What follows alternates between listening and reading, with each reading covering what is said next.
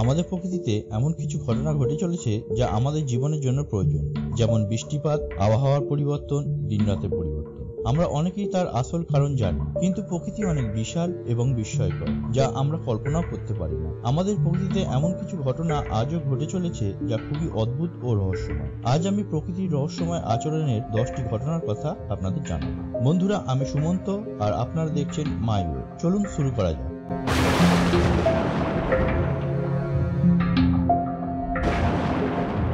প্রথম স্থানে রয়েছে দ্য সেলিং স্টোন। ইউনাইটেড স্টেটের দুই রাজ্য নেভাডা ও ক্যালিফোর্নিয়ার বর্ডারে অবস্থিত ডেথ ভ্যালি ন্যাশনাল পার্ক। উত্তর আমেরিকার এটি সবচেয়ে শুকনো এলাকা, আর এইখানে অবস্থিত রেস্ট্রাক মালায়া, যেখানে প্রকৃতির এক অদ্ভুত ঘটনা ঘটে চলেছে। রেস্ট্রাক মালায়া জলভূমির এক শুকনো তলদেশ, যেখানে গাছপালার চিহ্ন মাত্র নেই। এটা একটি সমতল ভূমি, আর এখানের পাথর নিজে থেকে স্থান পরিবর্তন করে কোনো মানুষ বা পশু পাখির হস্তক্ষেপ ছাড়াই।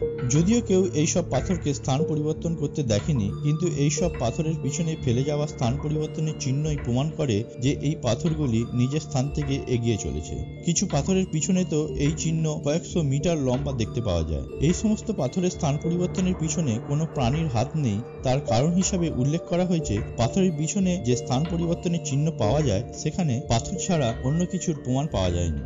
যদি কেউ এই পাথরগুলিকে না নাড়িয়ে থাকে, তাহলে পাথরগুলি স্থান পরিবর্তন করে কিভাবে? এই প্রশ্নের উত্তর বৈজ্ঞানিকরা খুঁজে চলেছে বছরের পর বছর ধরে। এই ঘটনার পিছনে অনেক ব্যাখ্যা দেওয়া হলেও কোনো ব্যাখ্যাই সঠিক বলে প্রমাণিত হয়নি।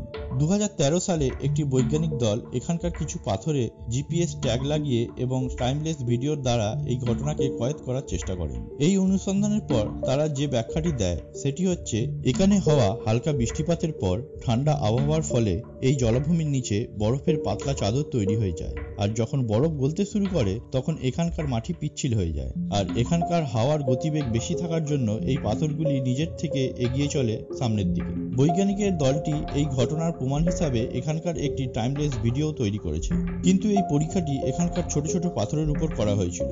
বড় বড় পাথরগুলি কিভাবে স্থান পরিবর্তন করে তা আজও রহস্য। 2 নম্বরে আছে বায়োলুমিনেসিস।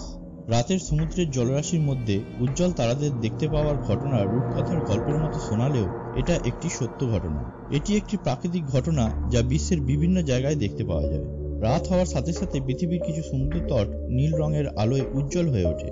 মনে হয় যেন মিটমিট করে জ্বলতে থাকা তারারা সমুদ্র ঢেউয়ের সাথে বয়ে চলেছে সমুদ্র তটের দিকে। এই আলো বছরের পর বছর মানুষকে অবাক করে দিয়েছে, কিন্তু এর আসল রহস্য হলো এখানকার জলরাশির মধ্যে অবস্থিত অতি সূক্ষ্ম জীব প্ল্যাঙ্কটন, যা স্রোতের নাড়াচাড়ার ফলে নিজের দেহ থেকে এই আলোর সৃষ্টি করে। এই ধরনের ঘটনা মালদ্বীপ, পোর্তো-রিকো এবং সেন্ট ডিয়েগোর সমুদ্র তটে দেখতে পাওয়া যায়। নাম্বার 3-এ আছে মর্নিং গ্লোরি ক্লাউড। টিউবের মতো দেখতে এই মেঘ আকাশে বিচিত্র দৃশ্যের সৃষ্টি করে। অনেক বিমান চালক একে আকাশের হাইওয়ে বলে থাকে। আকাশে সৃষ্টি হওয়া এই আশ্চর্য মেঘ 1000 কিলোমিটার পর্যন্ত লম্বা হতে পারে। সাধারণত এই ধরনের মেঘ পৃথিবীর কিছু বিশেষ জায়গায় দেখা যায়, কিন্তু অস্ট্রেলিয়ার গল্ফ অফ কার্পেন্টিয়াতে নিয়মিত রূপে এই ধরনের মেঘ দেখতে পাওয়া যায়। সকালবেলা এই মেঘ দেখতে পাওয়া যায় বলে এর নাম দেওয়া হয়েছে মর্নিং গ্লোরি ক্লাউড। এই ধরনের মেঘ সৃষ্টি হওয়ার কোনো সঠিক কারণ খুঁজে পাওয়া না গেলেও বলা হয়ে থাকে, খাঁড়ি এবং পেনিনসুলার মাঝখান দিয়ে সামুদ্রিক হাওয়া যাতায়াতের সময় এক ধরনের ঘূর্ণির সৃষ্টি হয়। এর ফলে এই জায়গায় এই ধরনের মেঘ দেখতে পাওয়া যায়। নাম্বার 4-এ আছে অরোরা। আন্টার্কটিকার বিভিন্ন জায়গায় রাতের আকাশে আলোর নৃত্য দেখতে পাওয়া যায়, যাকে অরোরা বলে। চোখকে মুগ্ধ করে দেয়া এই আলো তখনই তৈরি হয় যখন সূর্য থেকে নির্গত ইলেকট্রিক চার্জ পার্টিকেল মাটিতে ধাক্কা খায়। এই বিস্ময়কর দৃশ্য পরিষ্কার আকাশে সহজেই দেখা যায়। নাম্বার 5, সানডগস। আপনি কখনো আকাশে 3টে সূর্য দেখেছেন?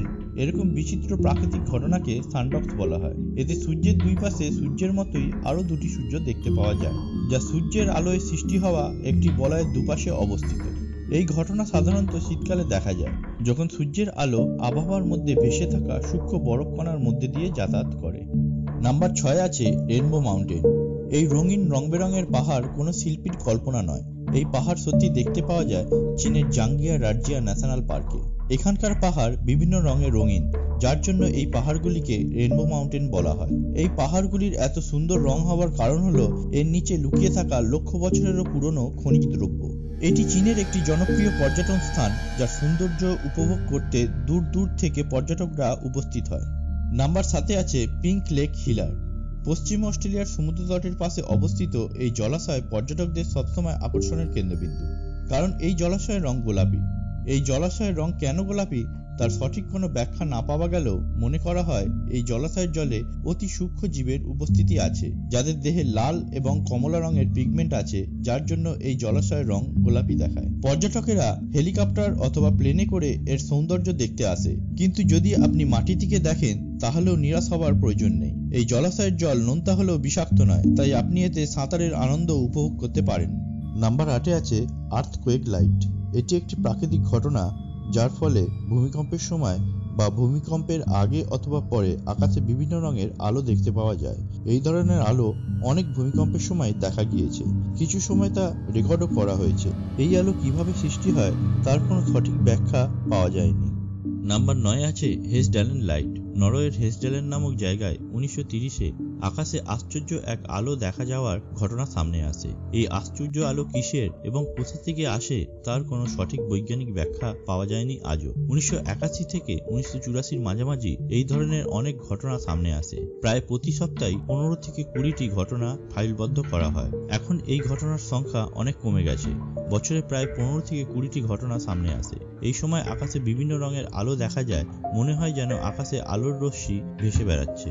নাম্বার 10-এ আছে ভলক্যানিক লাইট। আকাশে বিদ্যুতের ঝলকানি আমরা প্রায় সবাই দেখেছি, কিন্তু আগ্নেয়গিরির মধ্যে সৃষ্টি হওয়া বিদ্যুতের ব্যাপারে অনেকেই জানি না। বৈজ্ঞানিক ব্যাখ্যায় বলা হয়, যখন আগ্নেয়গিরিতে অগ্নি উৎপাত হয় সেই সময় আগ্নেয়গিরি থেকে নির্গত গ্যাস এবং পাথরের সংঘাতে এই আশ্চর্য বিদ্যুতের সৃষ্টি হয়। আশা করছি ভিডিওটি আপনাদের ভালো লেগেছে। যদি ভিডিওটি ভালো লেগে থাকে তাহলে ভিডিওটিকে লাইক করুন, আর যদি এখনো চ্যানেলটি সাবস্ক্রাইব না করে থাকেন তাহলে প্লিজ সাবস্ক্রাইব করে পাশে থাকুন। আমরা এই ধরনের রহস্যময় ভিডিও দিতে থাকবো এই চ্যানেলটিতে। আবার দেখা হবে পরের ভিডিওতে। এখন তবে আসি।